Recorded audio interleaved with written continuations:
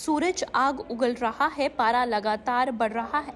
ऐसे में रही सही कसर हरियाणा का राजनीतिक पारा पूरी कर रहा है। इस समय दोपहर के समय घर से बाहर निकलना दूभर हो गया है। इंसान तो इंसान, मवेशियों की जान पर भी बनाई है।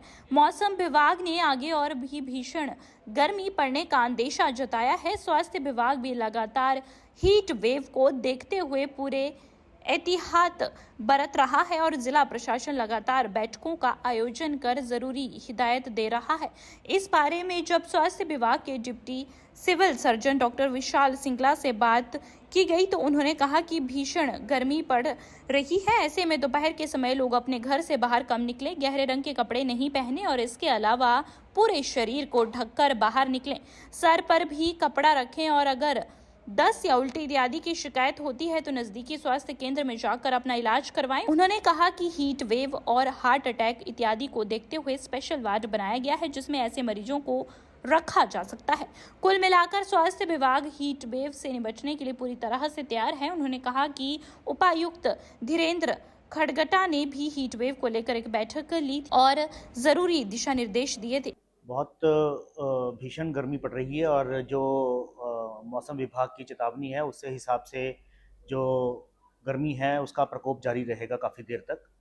उसके लिए लोगों को यही एहतियात दिया गया है कि अपने जो ज़्यादा गर्मी का समय होता है, दोपहर का समय होता है, उस टाइम पे कोशिश करें कि ज़्यादा से ज़्यादा अपने घर के अंदर रहें। अगर बाहर जब कभी निकलना भी पड़ता है तो सर को ढक कर रखें और हल्के रंग के कपड़े डालें, ज़्यादा गहरे रंग के कपड़े ना डालें जिससे कि जो गर्मी है वो अंदर ही रहती है।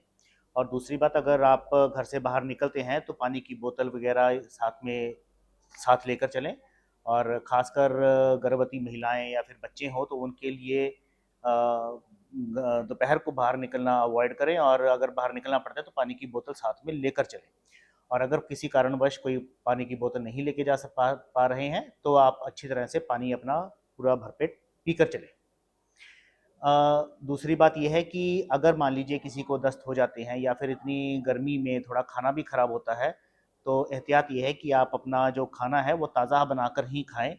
पुराना खाना अगर आप रखते हैं तो फ्रिज में ही संभाल के रखें, बाहर उसको मत रखिए। पानी में भी अगर आप उबाल के पानी पी सकते हैं तो वो सबसे बेहतर है, नहीं तो जैसे आरओ या फ़िल्टर वगैरह का पानी ही पीना आप प्रेफर करें। और अगर किसी को दस्त वगैरह लग जाते हैं तो आप अपने साथ के स्वास्थ्य केंद्र में जाकर अपना इलाज करवाएं। और अगर आप उसी वक्त स्वास्थ्य केंद्र में किसी कारणवश नहीं जा पा रहे हैं तो आप कम से कम नमक और चीनी का घोल पीना जरूर सुनिश्चित कीजिए। बाकी हमारे जो स्वास्थ्य विभाग है, हमारे पास इससे निपटने के लिए हमने काफ़ी वो किए हैं, कुछ मेजर्स लिए हैं जिससे कि हमारे जो ज़िले में जो लोग हैं उनको परेशानी ना हो सके।